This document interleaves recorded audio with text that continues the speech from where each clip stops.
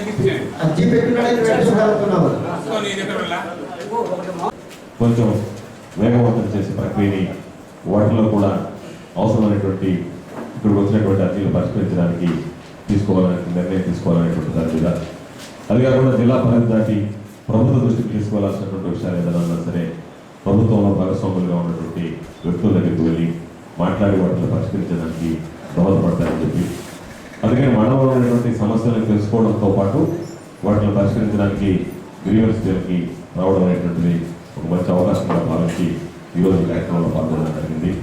ఈరోజు ఈ కార్యక్రమంలో నన్ను ఆహ్వానించినటువంటి ఎంఆర్ఓ తహసీల్దార్ గారికి, మండల పరిషత్ అభివృద్ధి అధికారి గారికి, ఇక్కడ చేసినటువంటి మండల పరిషత్ అధ్యక్షులు, జడ్పీటీసీ సభ్యులు, సర్పంచులు,